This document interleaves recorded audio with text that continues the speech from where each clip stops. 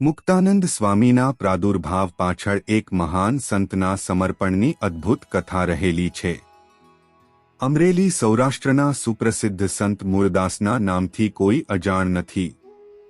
સંતોના ઇતિહાસમાં મૂળદાસજીની કથા સુવર્ણ અક્ષરે લખાયેલી છે.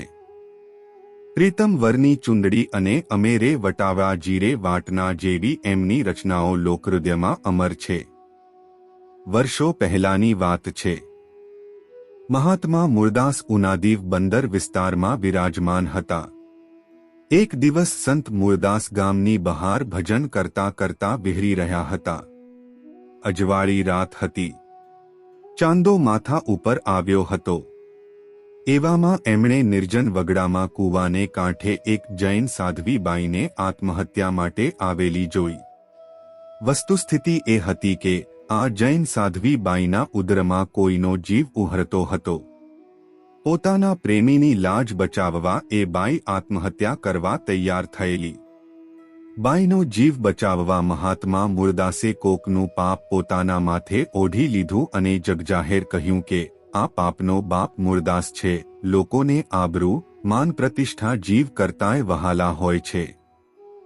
ધર્મ, સમાજ, રાષ્ટ્ર માટે આત્મબલિદાન આપી લોકોત્તમ કીર્તિ મેળવનારા મહાપુરુષોની કથાઓ ઘણી છે, પરંતુ બે જીવને બચાવવા પોતાના શીલને શૂળીએ ચઢાવી દેવાની આ કથા અજોડ છે.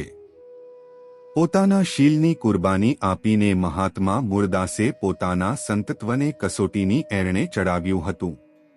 પોતે નિર્દોષ હતા છતાં લોકો તરફથી પ્રાપ્ત થયેલ માનપમાનરૂપી ભયંકર વિષને હસ્તે મુખે પી લીધું હતું અને પચાવી જાણ્યું હતું. આવું સાહસ તો મૂળદાસ જેવા મોટા દિલના મહાત્માઓ જ કરી શકે. ક્ષમા, કરુણા, સહનશીલતા અને સ્થિત પ્રજ્ઞતાનું આથી શ્રેષ્ઠ ઉદાહરણ મળવું મુશ્કેલ છે. મૂળદાસજીએ આપઘાતમાંથી બચાવેલ એ જૈન સાધ્વી બાઈની કુખેથી એક દીકરીનો જન્મ થયો, જેનું નામ રાધાબાઈ રાખવામાં આવ્યું. આ રાધાબાઈ એટલે મહાન સંત મુક્તાનંદ સ્વામીનામાં. મહાત્મા મૂળદાસના સાનિધ્યમાં દીકરી રાધાબાઈનો ઉછેર થયો. મૂળદાસજીએ સદ્ગુણના ભંડાર સમી આ દીકરીના હૈયામાં જ્ઞાન અને ભક્તિના સંસ્કારો સિંચ્યા.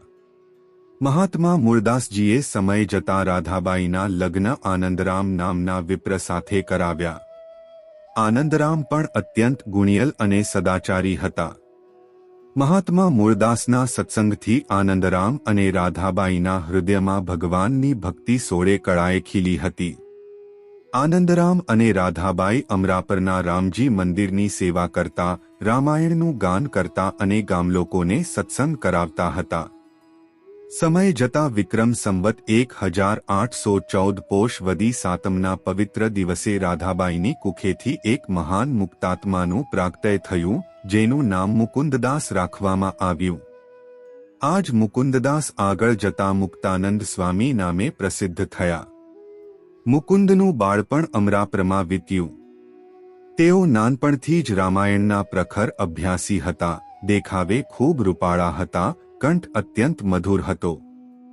મુકુંદના મુખેથી રામાયણનું શ્રવણ કરવું એ જીવનનો અનેરો લ્હાવો હતો. તેઓ જ્યારે રામાયણની કથા કરતા ત્યારે અમરાપરને ચોરે બાયો ભાઈઓની ભીડ જામતી. જય શ્રી સ્વામિનારાયણ.